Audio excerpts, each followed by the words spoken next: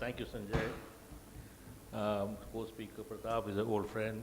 Thank you, Venki. Thank you for calling me here. It's a great opportunity for me personally. I have been in this so-called internal security field for all of my active professional life and after. As Sanjay said, I retired as the DG of the NSG, the National Security Guard, known also as the Black Cats. Before that, I have done anti-Maoist operations and the Bangladesh border and the Pakistan border with the BSF.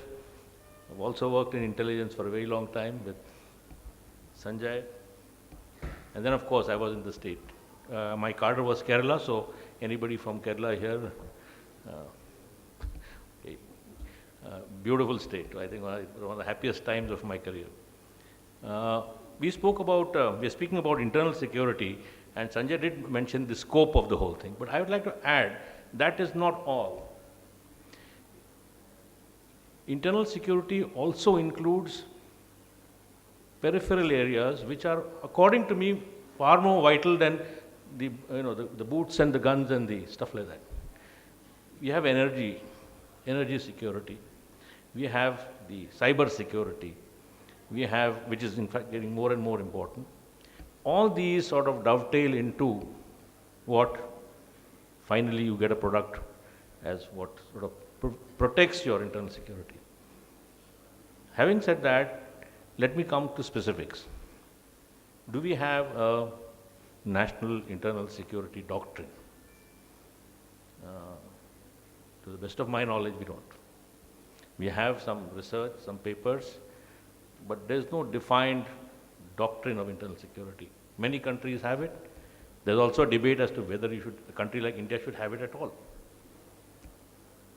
The second point I'd like to make is, what exactly are we protecting and how are we protecting it? The first question is easy to answer. We are protecting the people of this country, the assets of this country, both material and non-material, but primarily the people. How do we do it? There are two distinct methodologies which we use. One is the state police. Policing, as you know, gentlemen, is a state subject. As per the Constitution, it's entirely a state subject. Law and order is a state subject. Crime investigation is largely a state subject. And therefore, they work in a particular way. Each state has its own procedures, its own programs, its own police act. Then you have the federal agencies. We have BSF, the CRPF, the ITBP. These have various roles. These are what are now called, they used to be called the CPMFs, Central Police Paramilitary Forces. They are no longer called that. They are called the CAPFs, Central Armed Police Forces. The nomenclature was changed when certain police powers, now this is where I wanted to make the distinction, certain police powers were given to these big forces. For instance, power of arrest, which they didn't have. Let's say I'm in the BSF, somebody infiltrates in, I had no power actually to arrest him. I had to immediately sort of just hold him and take him to the nearest police station. Now, when certain powers of search, I suspect that a particular hut or a building next to the border is used as a transit point by infiltrators. I couldn't search it. I had to just tell the local police. So that's why it was called CAPF. That's the background. Then we have the investigating agencies like the CBI and the NIA. NIA, as you know, investigates the terrorist crime in our country. And then you have the various forensic science labs, the fingerprint lab, the NCRB, National Crime Records Bureau, and all these I mentioned because all of them require your help. Each one of them requires your help. I will speak from my personal experience.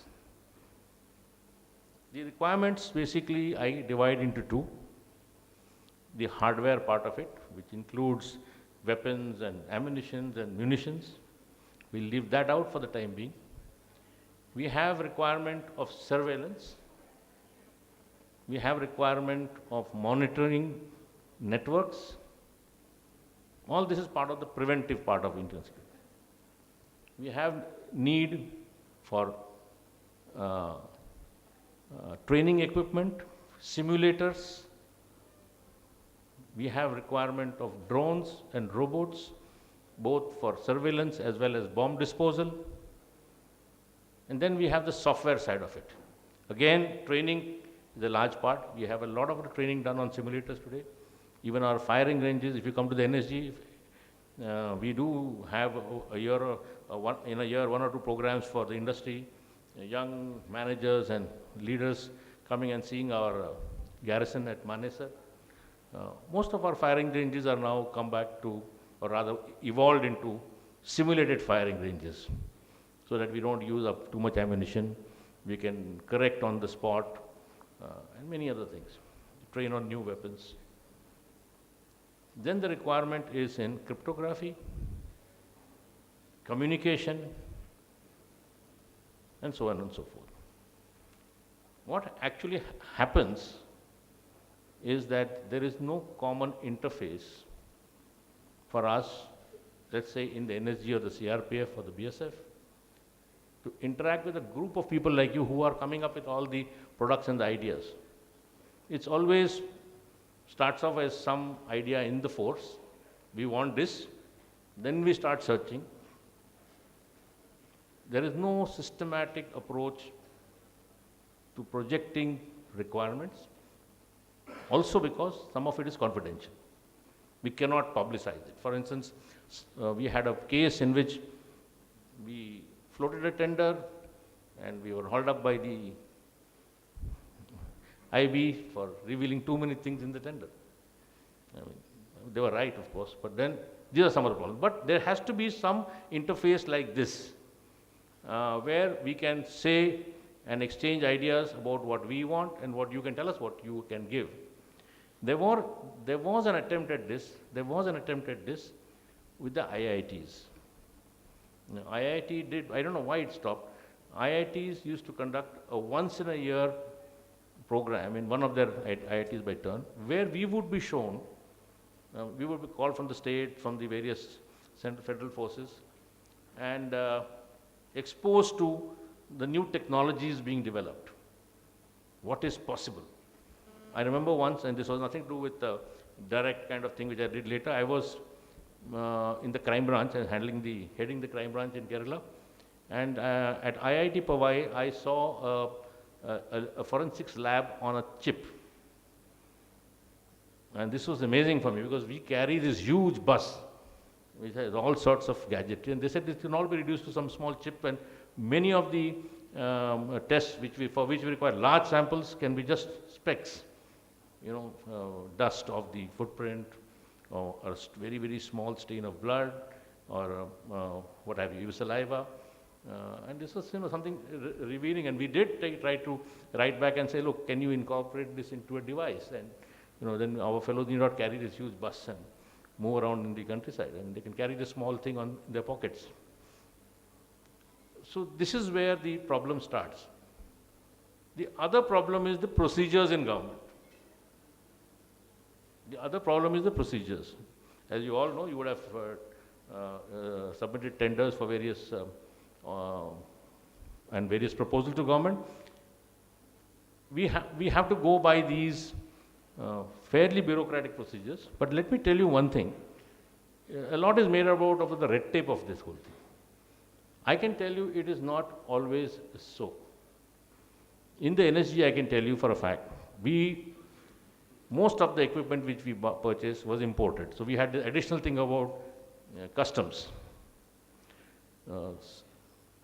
Most of the items are proprietary items. So, for instance, if you wanted to buy a sniper rifle, now there are sniper rifles and there are sniper rifles. If you wanted to buy the best of the best, there's one company.